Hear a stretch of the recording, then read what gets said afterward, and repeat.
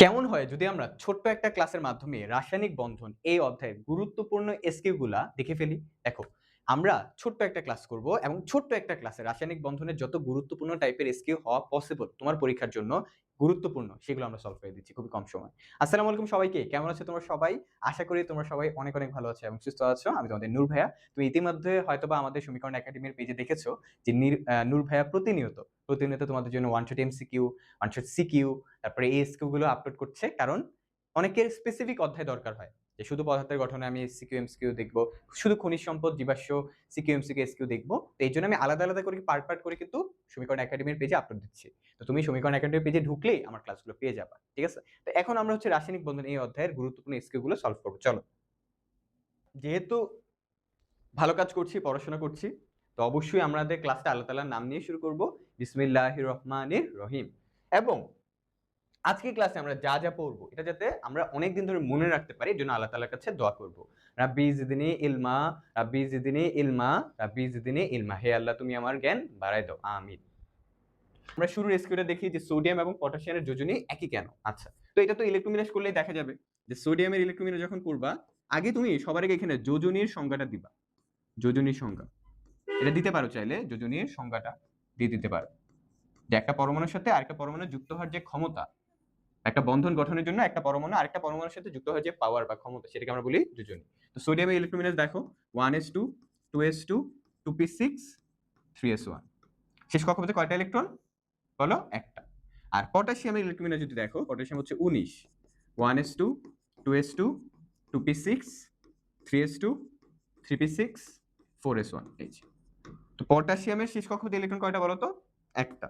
সোডিয়ামের শেষ কক্ষপথে ইলেকট্রন একটা, পটাশিয়ামের একটা। তো তাদের দুজনই, ঠিক আছে, সোডিয়াম এবং পটাশিয়াম দুজনই, সোডিয়াম এবং পটাশিয়াম উভয়ই তোমার হচ্ছে একটি ইলেকট্রন ত্যাগ করে, একটি ইলেকট্রন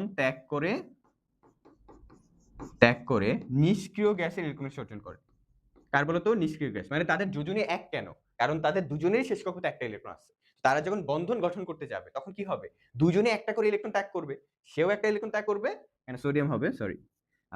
সেও একটা ইলেকট্রন ত্যাগ করবে, সোডিয়াম একটা ইলেকট্রন ত্যাগ করবে, পটাশিয়াম একটা ইলেকট্রন ত্যাগ করবে, তাই না? তো দুজনে হচ্ছে একটা ইলেকট্রন ত্যাগ করতেছে। দুজনে হচ্ছে কি একটা ইলেকট্রন ত্যাগ করতেছে। তো যেহেতু দুইজনই হচ্ছে ইলেকট্রন একটা ত্যাগ করতেছে, ত্যাগ করে হচ্ছে বন্ধন গঠন করতেছে। তো এই যে একটা ইলেকট্রন ত্যাগ করার প্রবণতা বা যে পাওয়ার, তো এজন্যই তো তারও যোজনী এক, পটাশিয়ামের যোজনী এক, ঠিক আছে? তো সোডিয়াম এবং পটাশিয়াম উভয়ই একটি করে ইলেকট্রন ত্যাগ করে, উভয়ই একটি ইলেকট্রন ত্যাগ করে নিষ্ক্রিয় গ্যাসের ইলেকট্রন সর্জন করে। নিষ্ক্রিয় গ্যাসের ইলেকট্রন বিন্যাস অর্জন করে, আয়নিক বন্ধনে আবদ্ধ হয় অথবা ধাতব বন্ধনে আবদ্ধ হয়। এটা আসলে লেখাটা ম্যান্ডেটরি না। তো সেও আসলে একটা ইলেকট্রন ত্যাগ করে তোমার হচ্ছে আয়নিক বন্ধন তৈরি করে, সেও একটা ইলেকট্রন ত্যাগ করে আয়নিক বন্ধন, সেও একটা ইলেকট্রন ত্যাগ করে ধাতব বন্ধন, সেও একটা ইলেকট্রন ত্যাগ করে ধাতব বন্ধন। আচ্ছা, বললেও সমস্যা নেই, লিখে দিতে পারো এখানে যে উভয়ই উভয়ই আয়নিক ও ধাতব বন্ধন গঠন করে, ধাতব বন্ধন গঠন করে। তো এই মূল পয়েন্টগুলো লিখে দিলে হবে, ঠিক আছে? দুইটা পয়েন্ট। প্রথমে যোজনীর সংজ্ঞাটা দিবা, দ্বিতীয়তে তুমি হচ্ছে এই জিনিসপত্রগুলো একটু হালকা করে এক্সপ্লেইন করবা যে সোডিয়ামের শেষ কক্ষপথে একটা ইলেকট্রন, পটাশিয়ামের শেষ কক্ষপথে ইলেকট্রন, দুজনেরই একটা করে ইলেকট্রন। তো তারা দুজনেই একটা ইলেকট্রন ত্যাগ করে নিষ্ক্রিয় গ্যাসের ইলেকট্রন অর্জন করবে। সে করবে নিয়ন, সে করবে আর্গন, এবং তারা দুজনেই একটা ইলেকট্রন ত্যাগ করেই আয়নিক এবং ধাতব বন্ধন গঠন করে। ডান। আচ্ছা, পরের কোশ্চেনটাতে যাই। আর্গনের যোজনী শূন্য কেন? ঠিক আছে, আর্গনের যোজনী কেন শূন্য? কারণ প্রথমত আর্গন হচ্ছে একটা নিষ্ক্রিয় মৌল। আর্গন নিষ্ক্রিয় মৌল। এখন যোজনী জিরো এর জন্য, কারণ তার তো আর বন্ধন গঠনের প্রয়োজন হয় না। যাদের যোজনী থাকে তারা ইউজুয়ালি কি করে? এই যোজনী দিয়ে তার বন্ধন গঠনে অংশগ্রহণ করে। কিন্তু আর্গন তো একটা নিষ্ক্রিয় মৌল, তো তার কি বন্ধন গঠনের প্রয়োজন আছে? নাই। তো তার হচ্ছে ইলেকট্রোমিনাস যদি দেখো, আর্গন ইলেকট্রোমিনাসটা দেখে দিবা যে 1s2 2s2 2p6 3s2 3p6। এই যে তার উপশক্তি স্তরগুলা, উপশক্তি স্তর হচ্ছে পূর্ণ, উপশক্তি স্তর পূর্ণ, উপশক্তি স্তর পূর্ণ, ঠিক আছে? আর্গনের হচ্ছে উপশক্তি স্তরগুলো কি বলতো? পূর্ণ। এবং এবং তার বন্ধন গঠনের কোনো প্রয়োজন হয় না। বন্ধন গঠনের বা বিক্রিয়ায় অংশগ্রহণের প্রয়োজন পড়ে না, অংশগ্রহণের প্রয়োজন পড়ে না, তাই আর্গনের যোজনী শূন্য। মানে মেইন কথা হচ্ছে আর্গন একটা নিষ্ক্রিয় মৌল, আর্গনের শেষ কক্ষপথের অরবিটাল গুলা উপশক্তি স্তরগুলো পূর্ণ, তো তার হচ্ছে আলাদা করে বিক্রিয়া অংশগ্রহণ করা লাগে না, বন্ধন অংশগ্রহণ করা লাগে না, তাই তাই হচ্ছে যোজনীটা কি বলতো জিরো। Simple answer. কার্বনের একাধিক যোজ্যতা প্রদর্শন করে, তো কার্বনের একাধিক যোজ্যতা বা এই যোজ্যতা মানে বোঝাচ্ছে যোজনী, যোজনী, ঠিক আছে, এটা মানে বোঝাচ্ছে যোজনী। তাহলে কার্বনের হচ্ছে যোজনী হচ্ছে দুইটা, বুঝছো? কার্বনের যোজনী কয়টা? দুইটা, এটা তুমি মেনশন করবা। কার্বন হচ্ছে 6, এই যে 1s2 2s2 2p2। তো এখানে আমরা দেখতে পাই কার্বনের বেজোর ইলেকট্রন কয়টা বলো তো? দুইটা। তাই এই ক্ষেত্রে যে বেজোর ইলেকট্রন যেহেতু দুইটা, তো এই ক্ষেত্রে তার যোজনী কত হয়? 2 হয়, যোজনী 2 হয়ে থাকে। আর যখন যোজনী 2 হয় তখন যে যৌগটা তৈরি করে সেটা হচ্ছে কার্বন মনোক্সাইড। এই যে যৌগ হচ্ছে কার্বন মনোক্সাইড, এর স্ট্রাকচার হচ্ছে এরকম। দেখো কার্বনের হাত কিন্তু দুইটা। তো কার্বন ইলেকট্রোমিনেস করে দেখতে পাচ্ছি যে তার শেষ কক্ষপথে দুইটা বেজোর ইলেকট্রন আছে, তাই তার যোজনী 2। যৌগটা যেটা তৈরি করে সেটা হচ্ছে কার্বন মনোক্সাইড, ঠিক আছে। আর এখন কার্বনের আরেকটা যোজনী, কার্বনের যোজনী তো দুইটা, একটা হচ্ছে 2 আর একটা কি বলতো 4। তো আরেকটা যোজনী যেটা 4, সেটা কিভাবে তৈরি হয় দেখো। কার্বনটাকে উত্তেজিত করবা, তো উত্তেজিত করলে কি হয়, এখান থেকে একটা ইলেকট্রন, এই যে এখানে হচ্ছে ইলেকট্রন ছিল দুইটা, একটা জোড়া ছিল, তো এটা জোড়াটা ভেঙে এখান থেকে একটা ইলেকট্রন জাম দিয়ে দিকে চলে যাবে, এখানে 2s1 2p3, তাহলে এই জায়গায় হচ্ছে একটা, এখন এখানে হচ্ছে তিনটা। তাহলে বেজোড় ইলেকট্রন এখন কয়টা হইলো? তিনটা। এই যোজনী এখানে হচ্ছে 3, যোজনী 3, সরি 4। বেজোড় ইলেকট্রন কয়টা হলো? চারটা, একটা দুইটা তিনটা চারটা, তাই যোজনী কত হবে? 4। তো যোজনী 4 হলে কি কি যৌগ তৈরি হতে পারে? যেমন হচ্ছে কার্বন ডাই অক্সাইড, যেমন এটা স্ট্রাকচার এরকম, এই যে দেখো 4টা হাত। তারপর আবার হইতে পারে মিথেন, ঠিক আছে, যেমন মিথেনের স্ট্রাকচার হচ্ছে এরকম, এই যে হাইড্রোজেন, 4 হাতে 4টা হাইড্রোজেন, এই যে এগুলাই, ঠিক আছে, বুঝা গেছে ভাইয়া? ডান, অলরাইট, আচ্ছা।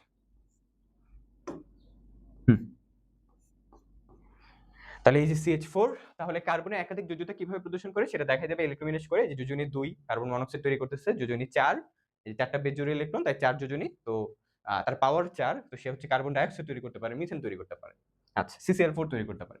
রাসায়নিক বন্ধন কেন সংঘটিত হয়? নাম্বার 1, রাসায়নিক বন্ধন কেন সংঘটিত হয়? নাম্বার 1 রিজন হচ্ছে নিষ্ক্রিয় মৌলের ইলেকট্রোমিনেস অর্জন করতে, নিষ্ক্রিয় মৌলের ইলেকট্রন বিন্যাস অর্জন,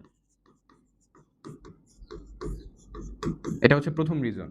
দ্বিতীয়ত হচ্ছে স্থিতিশীলতা অর্জন, স্থিতিশীলতা অর্জন। নিষ্ক্রিয় মৌলের ইলেকট্রন অর্জন করাই তো স্থিতিশীলতা অর্জন। যে একটা মৌল যখন বন্ধনে অংশগ্রহণ করে তখন কি হয়, সে তার শেষ কক্ষপথে যাতে ইলেকট্রনগুলা, শেষ কক্ষপথের যে ইলেকট্রন বিন্যাস সেটা যাতে একটা নিষ্ক্রিয় মৌলের মতো হয়, এটাই তো সে ট্রাই করে, অর্থাৎ সে যাতে অষ্টক নিয়ম পূর্ণ করে। তখন কি হয়, তখন হচ্ছে সে নিষ্ক্রিয় মৌলের ইলেকট্রন অর্জন করলো, এতে করে কি হয়, তার স্থিতিশীলতা অর্জন হয়। কারণ প্রতিটা মৌলই কি চায়, স্থিতিশীলতা অর্জন করতে। তাই রাসায়নিক বন্ধনগুলো এজন্য তৈরি হয় যাতে একটা মৌল প্রপারলি সে স্থিতিশীল হতে পারে। তো স্থিতিশীল হওয়ার জন্যই এই রাসায়নিক বন্ধনগুলো হয়ে থাকে। যেমন কি কি ধরনের, যেমন যে আয়নিক বন্ধন, আয়নিক বন্ধন হয়, তারপরে আবার সমযোজী বন্ধন, তারপর আবার হচ্ছে তোমার সমযোজী বন্ধন ইত্যাদি। ওকে, আচ্ছা, তাহলে এটাকে আরেকটু সুন্দরভাবে কিভাবে লেখা যায়, আমি তো পয়েন্ট আকারে দিছি, পয়েন্টগুলো তোমাকে ব্যাখ্যা করতে হবে। যে রাসায়নিক বন্ধন প্রথমে লিখবা কাকে বলে, এরপরে হচ্ছে যে তোমার রাসায়নিক বন্ধন সংঘটিত হয় যাতে কোনো একটা মৌল আর একটা মৌলের সাথে যুক্ত হয়ে দুজনই নিষ্ক্রিয় মৌলের ইলেকট্রন অর্জন করতে পারে, এতে করে তারা স্থিতিশীলতা অর্জন করতে পারে। এখন কিছু কিছু ক্ষেত্রে দেখা যায় তারা নিষ্ক্রিয় গ্যাসে ইলেকট্রন অর্জন করতে পারতেছে না, তাহলে সেই ক্ষেত্রে রাসায়নিক বন্ধন গঠন করে লাভ কি? একজন হয়তো পারতেছে না কিন্তু আরেকজন কিন্তু ঠিকই পারে। যেমন PCl5 এর কথা চিন্তা করো, ফসফরাস পেন্টাক্লোরাইড। এখানে ফসফরাসের দেখবে অষ্টক সম্প্রসারণ হয়, মানে সে নিষ্ক্রিয় মৌল ইলেকট্রন কিন্তু অর্জন করতে পারলো না, কিন্তু ফসফরাস বাদে যে 5টা ক্লোরিন আছে তারা কিন্তু আর্গনের ইলেকট্রন অর্জন করতে পারছে, বুঝছো? তো একটা রাসায়নিক বন্ধন যখন তৈরি হয় তখন একজন না হলে কেউ না কেউ নিষ্ক্রিয় গ্যাসের ইলেকট্রন অর্জন করে, অর্থাৎ স্থিতিশীলতা লাভ করে। এমন না যে মানে একজন স্যাক্রিফাইস করলো, যেমন PCl3 তে আবার ফসফরাসও তোমার আর্গনের ইলেকট্রন অর্জন করলো, ক্লোরিনও আর্গনের ইলেকট্রন অর্জন করলো। তো PCl3 যখন তৈরি হয় ফসফরাস ট্রাইক্লোরাইড, কিন্তু PCl5 তৈরি হওয়ার সময় ফসফরাসকে স্যাক্রিফাইস করতে হয়েছে, তার শেষ কক্ষপথে এখন 10টা ইলেকট্রন হয়ে গেছে, সে আর তোমার স্থিতিশীল হয় নাই, মানে স্থিতিশীল হয় নাই বলতে তার শেষ কক্ষপথে এখন তো 8-এর বেশি, তো অষ্টক নিয়মটা ভঙ্গ করে ফেলছে, অষ্টক সম্প্রসারণ হয়ে গেছে, সে কোনো নিষ্ক্রিয় গ্যাসের ইলেকট্রন বিসর্জন করতে পারে নাই, কিন্তু তার আশেপাশে ক্লোরিন গুলো নিষ্ক্রিয় গ্যাসের ইলেকট্রন বিসর্জন করছে। ফসফরাসের লাভ যেটা হয়েছে যে তার বেজোড় ইলেকট্রন ছিল 5টা, মানে PCl5 তৈরি করার সময়, কিন্তু পরবর্তী যখন ক্লোরিনের সাথে বন্ধন গঠন করছে সবগুলা বেজোড় জোড় হয়ে গেছে। এটা একটা স্থিতিশীলতার একটা পয়েন্ট বলা যায়, বুঝে গেছে? আচ্ছা, এরপর আসি পরেরটাতে, কঠিন অবস্থায় খাবার লবণ বিদ্যুৎ পরিবহন করে না কেন? খুবই সিম্পল আনসার এটা, যে খাবার লবণের সংকেত কি বলো? খাবার লবণের সংকেত হচ্ছে সোডিয়াম ক্লোরাইড, সোডিয়াম ক্লোরাইড, এই যে NaCl। তো এই NaClটা সলিড, এস মানে হচ্ছে কঠিন, সলিড যখন থাকে তার মধ্যে কোনো চার্জ থাকে না, ঠিক আছে? যখন কঠিন অবস্থায় থাকে, কঠিন অবস্থায়, কঠিন অবস্থায় 1 নম্বর কোনো চার্জ থাকে না, চার্জ থাকে না। এখন বিদ্যুৎ পরিবহন করার জন্য তো পজিটিভ নেগেটিভ চার্জ লাগবে, তো কঠিন অবস্থায় থাকে যখন, তখন সেখানে কোনো চার্জ থাকে না, চার্জ থাকে না, ঠিক আছে? এই যে নাম্বার 2 নম্বর পয়েন্টটা হচ্ছে চার্জ থাকে না, আর 2 নম্বর পয়েন্টটা হচ্ছে শক্তিশালী আকর্ষণ বল দ্বারা আবদ্ধ থাকে, শক্তিশালী আকর্ষণ বল দ্বারা আবদ্ধ থাকে, মানে এই যে NaCl এটা একটা কঠিন পদার্থ, তাই না? তো NaCl যেহেতু কঠিন পদার্থ, তো এটা একটা কি বলতো, এটার আন্তঃআণবিক আকর্ষণ বল খুব বেশি, মানে একদম কঠিন যখন থাকে তখন আন্তঃআণবিক আকর্ষণ বল বেশির কারণে তারা একদম শক্ত হয়ে থাকে, ঠিক আছে? মানে কাছাকাছি থাকে অনেক, তো এটা শক্তিশালী একটা আকর্ষণ বল দ্বারা আবদ্ধ থাকে।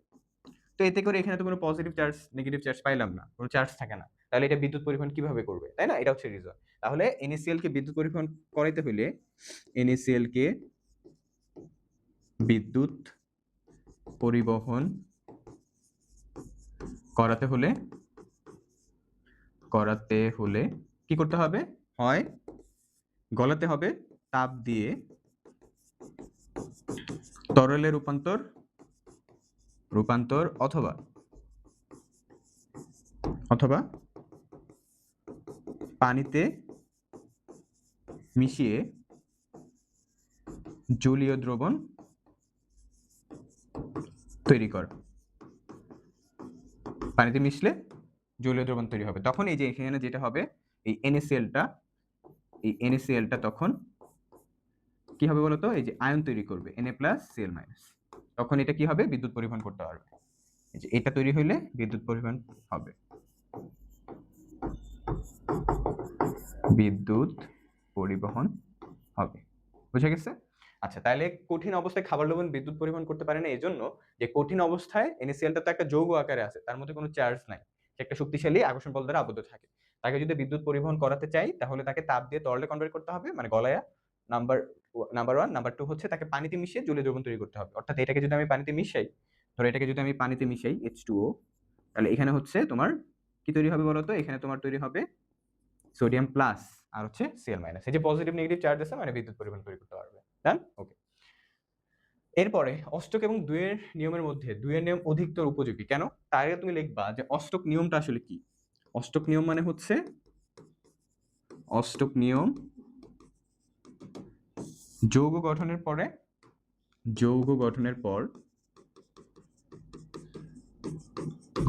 পর শেষ কক্ষপথে 8টি ইলেকট্রন, তাই না? শেষ কক্ষপথে 8টি ইলেকট্রন, মানে অষ্টক নিয়মটা কি, মানে যৌগ গঠনের পর মৌলের শেষ কক্ষপথে 8টা ইলেকট্রন, এটা হচ্ছে অষ্টক নিয়ম। যেমন আমরা দেখি তোমার হচ্ছে PCl3 এক্সাম্পল, তাই না? তো এইগুলোতে, তারপর আবার কার্বন ডাই অক্সাইড, এগুলোতে শেষ কক্ষপথে কয়টা থাকে ইলেকট্রন? 8টা করে। এখন আমরা যখন দুইয়ের নিয়ম দেখি, দুইয়ের নিয়মটা আসলে কি এক্সপ্লেন করে বলতো? দুইয়ের নিয়ম বলে শেষ কক্ষপথে 2 বা 2 এর অধিক, দুইয়ের নিয়মে বলে যে যৌগ গঠনের পর শেষ কক্ষপথে, মৌলের শেষ কক্ষপথে 2 বা 2 এর অধিক ইলেকট্রন। দেখো, অষ্টক নিয়মটা হচ্ছে লিমিটেড, মানে অসংখ্য যৌগ তৈরি হয় না, ওই যৌগগুলোর মধ্যে যদি যৌগগুলোর মধ্যে যে মৌলগুলো রয়েছে শেষ কক্ষপথে যদি 8টা থাকে তাহলে ওটা অষ্টক নিয়মের অন্তর্ভুক্ত পড়বে। কিন্তু 2 এর নিয়মটা হচ্ছে যৌগ গঠনের পরে মৌলের শেষ কক্ষপথে 2টা অথবা 2 এর অধিক ইলেকট্রন থাকলেই, মানে 2টা, 4টা, 6টা, 8টা, 10টা, 12টা থাকলেই ওটা হবে 2 এর নিয়মের ভিতরে। তো এখন 2 এর নিয়ম দিয়ে সব যৌগগুলোকে ব্যাখ্যা করা যায়, কিন্তু অষ্টক নিয়ম দিয়ে ব্যাখ্যা করা যায় না, কারণ অষ্টক নিয়মটা হচ্ছে স্পেসিফিক, কিন্তু 2 এর নিয়মটা স্পেসিফিক না। ঠিক আছে, তাহলে সহজ কারণ হচ্ছে যে 2 এর নিয়ম অধিকতর, 2 এর নিয়ম 2 এর নিয়ম অধিকতর উপযোগী, অধিকতর উপযোগী, কারণ সকল যৌগগুলোকে ব্যাখ্যা করা যায়। উপযোগী, সকল বন্ধনকে বা সকল যৌগকে ব্যাখ্যা করা যায়, ব্যাখ্যা করা যায়। বেশিরভাগ যৌগ, বেশিরভাগ যৌগ 2 এর নিয়মের অন্তর্ভুক্ত,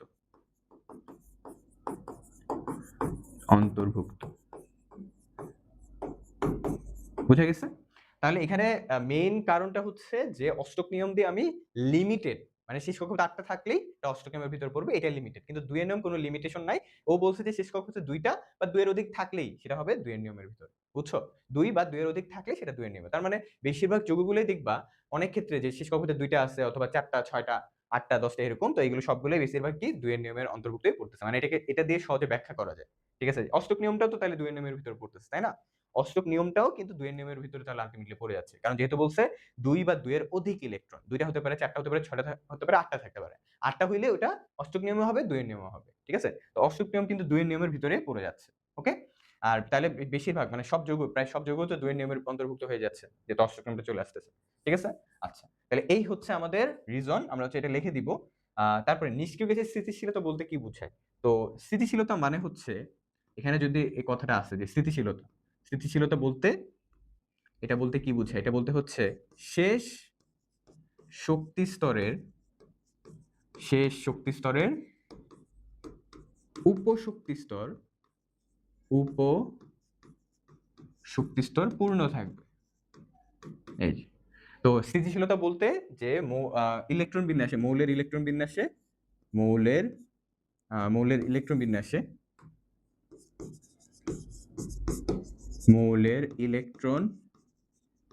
মানে একটা মৌল যখন ইলেকট্রন বিন্যাস করবে, ওই ইলেকট্রন বিন্যাসে শেষ যে শক্তি স্তরে উপশক্তি স্তরটা কি থাকবে?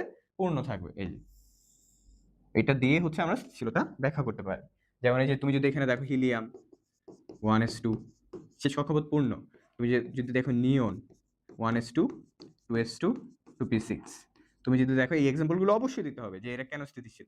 তারপর আবার হচ্ছে argon 1s2 2s2 2p6 3s2 3p6, আরেকটা দিতে পারো আর্গনের পর কি krypton 1s2 2s2 2p6 3s2 3p6 4s2, তারপরে 3d6 sorry 3d10 3d10 4p6।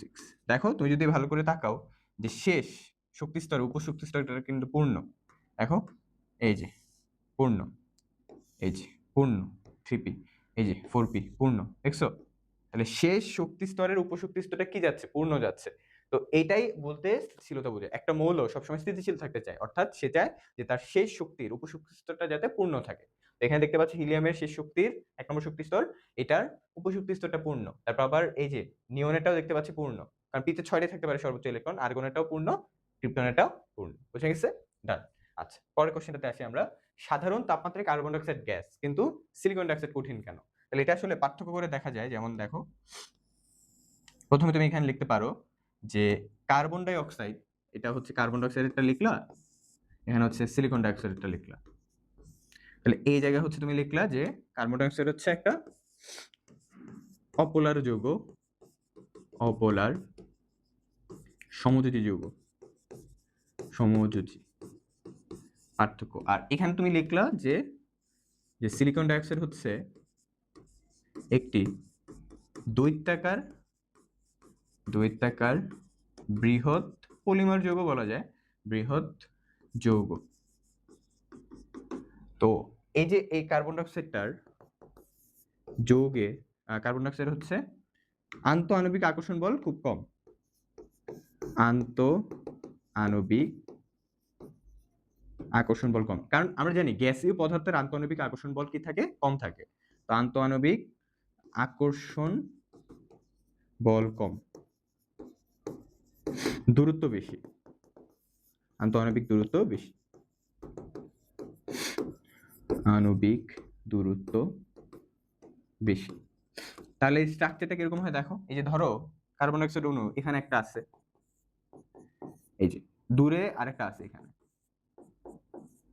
ঠিক আছে। কার্বন ডাইঅক্সাইড গ্যাসীয়, এটার কারণটা লিখতেছি আর কি, এই তিনটা পয়েন্ট দিলেই হবে যে কার্বন ডাইঅক্সাইড একটা অপোলার সমযোজী যৌগ, ঠিক আছে, অপোলার সমযোজী যৌগ, এবং এটার আন্তঃআণবিক আকর্ষণ বল কম, তাই কি দূরে দূরে থাকে, তাই আন্তঃআণবিক দূরত্বটা বেশি। যে এইটা ধরো এখানে একটা আছে আর আরেকটা ধরো এখানে আছে, মানে একটার সাথে আরেকটা কানেক্টেড নাই, দূরে দূরে, ঠিক আছে।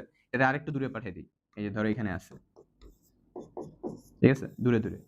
আর এটা হচ্ছে এটার আন্তঃআণবিক আকর্ষণ বলটা কার্বন ডাইঅক্সাইডের তুলনায় কি বলতো বেশি, তো এটার আন্তঃআণবিক আকর্ষণ বলটা আবার বেশি, এটার আন্তঃআণবিক আকর্ষণ বলটা কি বলতো বেশি, আন্তঃআণবিক মানে অণুগুলার মধ্যে আকর্ষণ বলটা বেশি, আন্তঃআণবিক আকর্ষণ বল বেশি। আকর্ষণ বল বেশি হলে কি হয়, দূরত্বটা কম হয়, আন্তঃআণবিক দূরত্বটা কম হবে, তাই না? তাহলে 3 নম্বর পয়েন্ট লিখবা আন্তঃআণবিক দূরত্বটা কম, আন্তঃআণবিক দূরত্ব কম। তাহলে এটা স্ট্রাকচারটা তোমাকে অবশ্যই দেখাতে হবে। স্ট্রাকচারটা হচ্ছে এটা যেহেতু একটা দৈত্যাকার অণু, দেখো কেরোতে আসতে পারে, চিত্র হচ্ছে পরের পেজে, নেক্সট পেজ। হ্যাঁ দেখো এখন চিত্রটা একটু দেখাই দিই। তুমি প্রথমে এখানে একটা সিলিকন আঁকবা সিম্পলি, তার 4টা হাত, এই যে 4টা হাত দাও, দিলাম। এখানে একটা অক্সিজেন দাও, এখানে একটা অক্সিজেন দাও, এখানে একটা অক্সিজেন দাও, এখানে একটা অক্সিজেন, 4 হাতে দিলাম। এরপরে এখানে একটা সিলিকন দিবা, দিলাম। এখানে একটা সিলিকন দিবা, দিলাম। এখানে একটা সিলিকন দিবা, দিলাম। তারপরে হচ্ছে তোমার হচ্ছে পরে এখানে একটা সিলিকন দাও, দিলাম। আচ্ছা, এরপরে তোমার হচ্ছে স্ট্রাকচার কিন্তু আলটিমেটলি হয়ে গেছে। এই যে এখানে সিলিকন, এই যে এখানে অক্সিজেন, এই যে। তা বাকি হাত আর দেওয়ার দরকার নাই, এটা তো বুঝে গেছো বাকিটুকু। এই যে এরকম একটা বানাইলেই হবে, ঠিক আছে।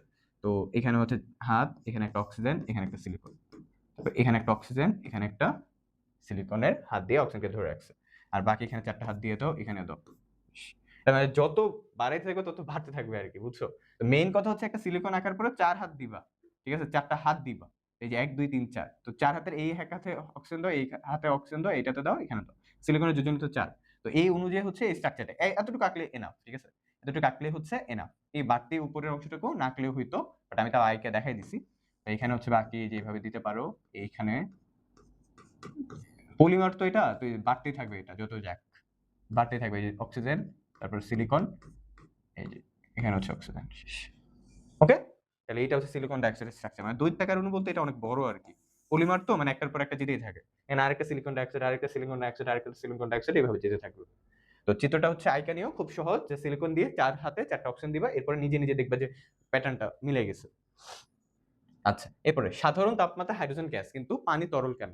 তো এটা হচ্ছে আমরা পার্থক্য করে এখানে দেখাতে পারি। আর আগেরটাতে এখানে এটা গ্যাসীয় আর এটা কঠিন হইতো, কঠিনটা লিখে দিই, এখানে হচ্ছে এটা কঠিন, ওকে। আচ্ছা, তো এখানে হচ্ছে সাধারণ তাপমাত্রা, এই যে কোশ্চেনটা খুব ইম্পর্টেন্ট, ক্ষতে আসবে অথবা এসকিউতে আসতে পারে। তো এখানে হচ্ছে হাইড্রোজেন সালফাইডটা গ্যাস, H2S, এটা কি বলতো গ্যাস। কেন গ্যাস?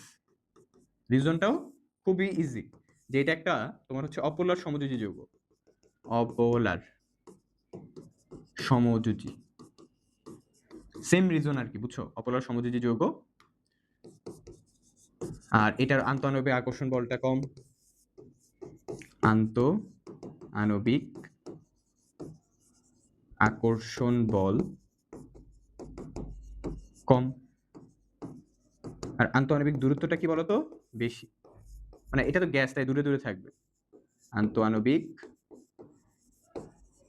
দূরত্ব বেশি। তাহলে এটা স্ট্রাকচার যদি আমরা আঁকি, দেখো স্ট্রাকচারটা কিরকম হবে, এই যে এরকম। এখানে ধরো একটা হাইড্রোজেন সালফাইড আছে, এখানে একটা হাইড্রোজেন সালফাইড আছে, তো দূরে দূরে আছে না, এই যে এটা দূরে, এটাও দূরে, এদের মধ্যে কোনো আকর্ষণ বল খুব একটা থাকে না। কিন্তু পানির ক্ষেত্রে দেখো ব্যাপারটা কি হয়, পানি পানি হচ্ছে তরল, তরল। তো তরল মানে কি, এটার আন্তঃআণবিক যে আকর্ষণ বলটা গ্যাসের তুলনায় বেশি হবে, আন্তঃআণবিক আকর্ষণ বলটা হাইড্রোজেন সালফাইড বা গ্যাসের তুলনায় পানিতে কি হবে, বেশি হবে। আর আন্তঃআণবিক দূরত্বটাও কি হবে, কম হবে। যে এটা বেশি এটা কম, স্বাভাবিক, কারণ আকর্ষণ বল বেশি হলে তো আন্তঃআণবিক দূরত্ব এমনি কম হবে। আর স্ট্রাকচারটা দেখাচ্ছি, দেখো। আর মেইন রিজন হচ্ছে এটা একটা পোলার যৌগ। এই পানি হচ্ছে কি একটা পোলার সমযোজী যৌগ। কারণ পোলার যৌগের তো জানো তুমি, পোলার সমযোজী যৌগ মানে কি, মানে যে সকল সমযোজী যৌগের মধ্যে আয়নিক যৌগের বৈশিষ্ট্য থাকে। মানে আয়নিক যৌগের বৈশিষ্ট্য কি, যেমন আয়নিক যৌগের পজিটিভ নেগেটিভ আয়ন থাকে, এই পানি H2 এর মধ্যেও কি থাকে, পজিটিভ নেগেটিভ আয়ন থাকে, যদিও আংশিক আংশিক পজিটিভ নেগেটিভ আয়ন। তো এটা হচ্ছে একটা পোলার সমযোজী যৌগ, তাই না? এটা হচ্ছে একটা পোলার সমযোজী যৌগ, সমযোজী যৌগ। তো এইটার আন্তঃআণবিক আকর্ষণ বলটা হাইড্রোজেন সালফাইডের তুলনায় বেশি। আন্তঃআণবিক আকর্ষণ বল বেশি, আর দূরত্ব কম কম্পেয়ার করলে, যে আন্তঃআণবিক দূরত্ব কম। তাহলে তোমাকে এখানে মেইন স্ট্রাকচারটা দেখাতে হবে, যে পানি দেখো, এই যে আমি যদি এখানে অক্সিজেন আর এখানে ধরো অক্সিজেন, এই যে এখানে ধরো হাইড্রোজেন লিখলাম আর এখানে হাইড্রোজেন, ধরো এটা পানির স্ট্রাকচার। এখানে ডেল্টা কি হবে, পজিটিভ, এখানে ডেল্টা কি পজিটিভ, আর এখানে ডেল্টা কি নেগেটিভ। তো এটা ধরো একটা পানির অণু, আর আরেকটা পানির এইভাবে আঁকবা, আরেকটা এইভাবে, হ্যাঁ। এখানে হচ্ছে delta 2 minus, delta plus, delta plus. এভাবে কেন আঁকলাম, এখানে বোঝানোর জন্য যে পজিটিভ নেগেটিভকে অ্যাট্রাক্ট করে ধরে রাখে, এর জন্য পানির অণুগুলো কাছাকাছি থাকে। পানির অণুগুলো কাছাকাছি থাকে, আন্তঃআণবিক আকর্ষণ বলটা বেশি থাকে, দূরত্বটা কম থাকে, বুঝছো? এই যে দেখো, এটা একটা পানির অণু, এটা একটা পানির অণু। তাহলে এই যে পানির অণুর, তুমি যদি এখানে খেয়াল করো যে হাইড্রোজেন পজিটিভ আর অক্সিজেন কি নেগেটিভ, এই যে অ্যাট্রাক্ট করতেছে, দেখছো? তারপর আবার এখানে ধরো আরেকটা আঁকলাম, সেম জিনিস হবে, যে এটা ধরো ডেল্টা প্লাস, ডেল্টা 2 মাইনাস, এটা ডেল্টা প্লাস, এই যে হাইড্রোজেন পজিটিভ অক্সিজেন নেগেটিভ, এই যে ডট ডট ডট দ্বারা মানে আকর্ষণ বল বোঝাচ্ছে। এখানে কি কোনো আকর্ষণ বল আছে? নাই, কারণ এটা তো কোনো পোলার না, এখানে কোনো পজিটিভ নেগেটিভ আয়ন নাই, এই জন্য একটা আরেকটারে ধরে রাখতে পারে না, দূরে দূরে থাকে। কিন্তু পানির অণু কাছাকাছি থাকতেছে না, কারণ এই পানির অণুতে hydrogen delta plus, oxygen delta minus, তো পজিটিভ নেগেটিভ ক্যাট্রা করে, তাই দুজন কাছাকাছি থাকে, যে কাছাকাছি পানির অণুগুলো কাছাকাছি থাকে, বুঝা গেছে? এর জন্য পানিটা হচ্ছে তরল, আর হাইড্রোজেন সালফাইডের গ্যাসের বৈশিষ্ট্যটা কি, গ্যাসি, বুঝা গেছে? আচ্ছা, পরের কোশ্চেনটা, ধাতব বন্ধন বলতে কি বুঝো? ধাতব বন্ধন বলতে আমরা বুঝি, যেটা হচ্ছে প্রথমে সংজ্ঞাটা দিবা, ধাতব বন্ধনের সংজ্ঞা, ধাতব বন্ধনের সংজ্ঞাটা দিবা, ধাতব বন্ধনের সংজ্ঞাটা আগে দিয়ে দিবা।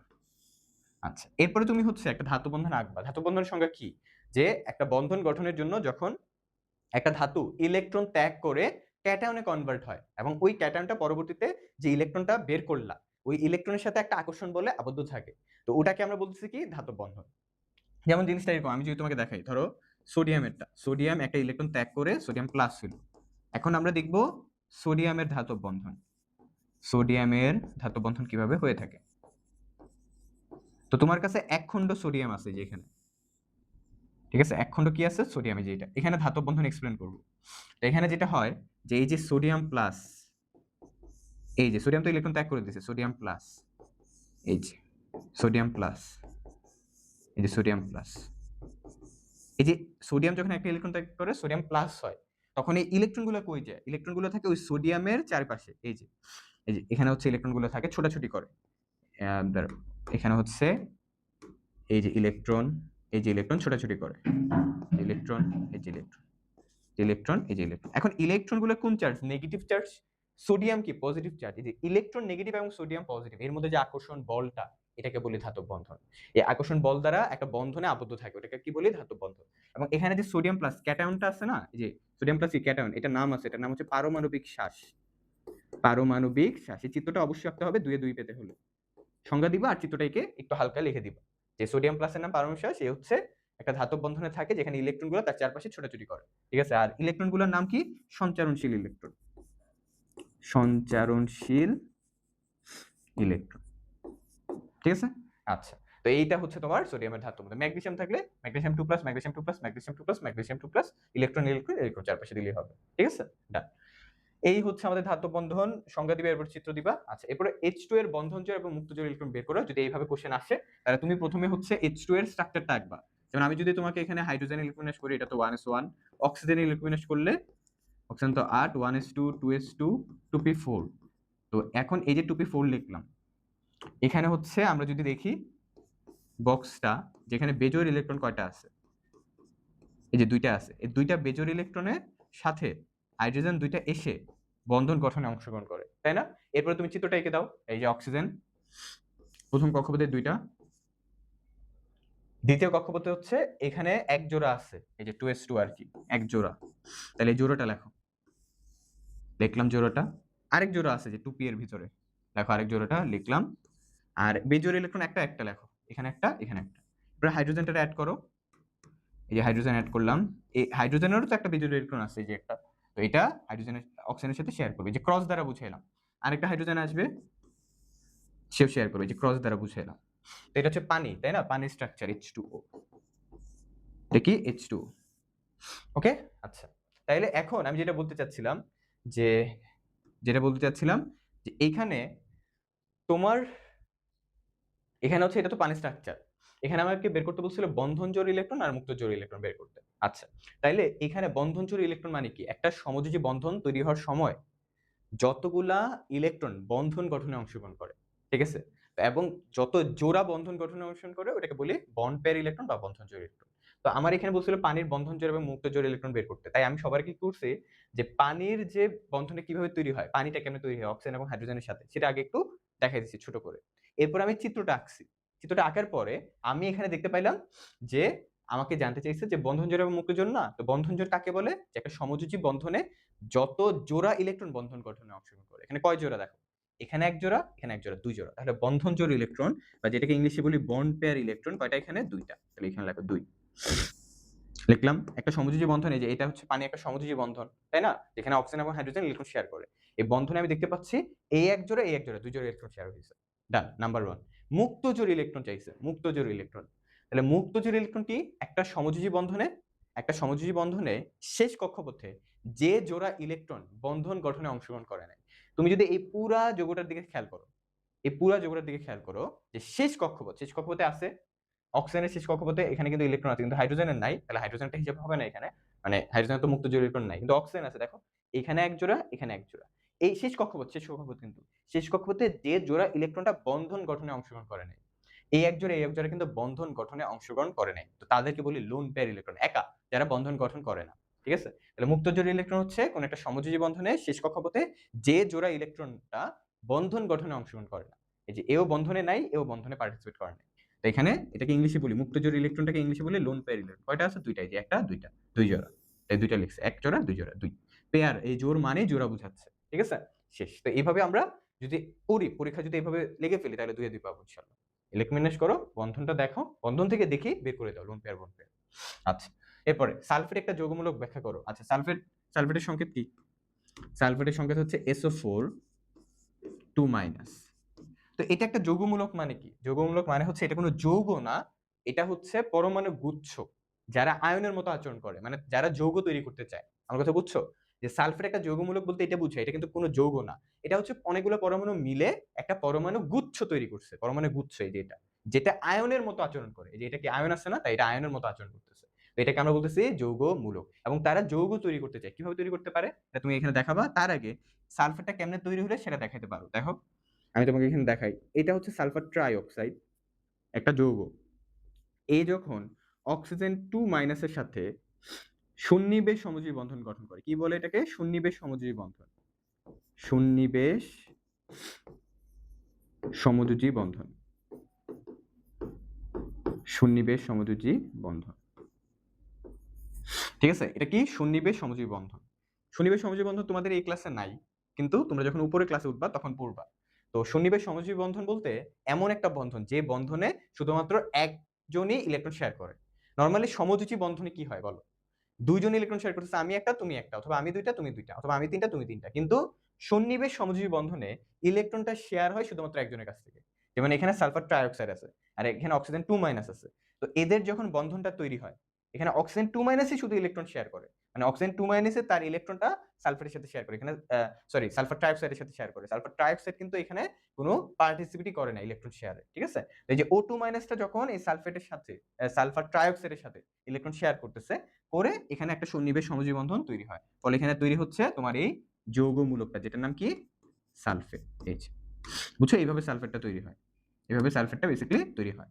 তাহলে এই যে সালফেট, এটা কেমনে তৈরি হয়েছে? একটা সালফার ডাইঅক্সাইডের সাথে অক্সিজেন 2 মাইনাস আয়ন এসে সন্নিবেশ সমযোজী বন্ধন তৈরি করার ফলে এই যৌগমূলকটা তৈরি হয়েছে। এবং যৌগমূলকগুলো কি চায়? যৌগ তৈরি করতে। যেমন এই যে সালফেট 2 মাইনাসটা চাইলে সালফেট 2 মাইনাসটা চাইলে দুইটা হাইড্রোজেন প্লাসের সাথে মিলে কি তৈরি করতে পারে? H2SO4 তৈরি করতে পারে।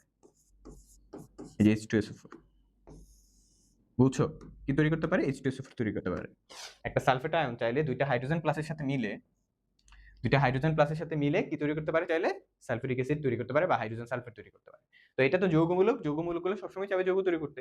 তো সে দুইটা হাইড্রোজেন প্লাসের সাথে মিলে এই সালফিউরিক অ্যাসিডটা তৈরি করতে পারে। ঠিক আছে? এই যে এটাকে বলতে পারো যৌগমূলকের যৌগ গঠন। যৌগমূলকের যৌগ গঠন প্রক্রিয়া। ঠিক আছে? তো এইখানে তোমার হচ্ছে এরা দুজন মিলে সালফিউরিক অ্যাসিডটা তৈরি করবে। তো এইভাবে ব্যাখ্যা করে দিবা। প্রথমে যৌগমূলকের সংজ্ঞা দিতে পারো যে যৌগমূলক হচ্ছে পরমাণু গুচ্ছ যারা মানে পরমাণুগুলো মিলে গঠিত একটা পরমাণু গুচ্ছ যারা আয়নের নিয়ে আচরণ করে। এই সালফেট যৌগমূলক কিভাবে তৈরি হলো এটা দেখাতে পারো যে একটা সালফার ডাইঅক্সাইড একটা অক্সিজেন 2 মাইনাস আয়নের সাথে সন্নিবেশ সমযোজী বন্ধনের মাধ্যমে সালফেট আয়নটা তৈরি করে এবং পরবর্তীতে এই সালফেট 2 মাইনাসটা হাইড্রোজেন আয়নের সাথে মিলে যৌগ তৈরি করতে পারে হাইড্রোজেন সালফেট।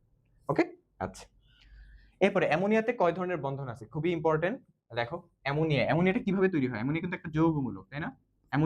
এটা অ্যামোনিয়া না, অ্যামোনিয়াম একটা যৌগমূলক। এটার নাম কি? অ্যামোনিয়াম। অ্যামোনিয়াম। দেখো ভাই এই অ্যামোনিয়ামটা কিভাবে তৈরি হয়? এটা আসলে অ্যামোনিয়া থেকেই তৈরি হয়েছে। কেমনে দেখো? তো তুমি আগে দেখবা এখানে কয় ধরনের বন্ধন আছে এটা বের করার আগে এটা কিভাবে তৈরি হয়েছে সেটা দেখো। তো এই যে অ্যামোনিয়া এর সাথে যখন হাইড্রোজেন প্লাস মিলে, অ্যামোনিয়ার সাথে হাইড্রোজেন প্লাস যখন মিলে তখন এখানে হচ্ছে অ্যামোনিয়াম আয়নটা তৈরি হয়। তো এখানে কোন ধরনের বন্ধন থাকে দেখো? এটা হচ্ছে একটা সন্নিবেশ সমযোজী বন্ধন। একটা অ্যামোনিয়া যৌগ সেটা হাইড্রোজেন প্লাসের সাথে সন্নিবেশ সমযোজী বন্ধনের মাধ্যমে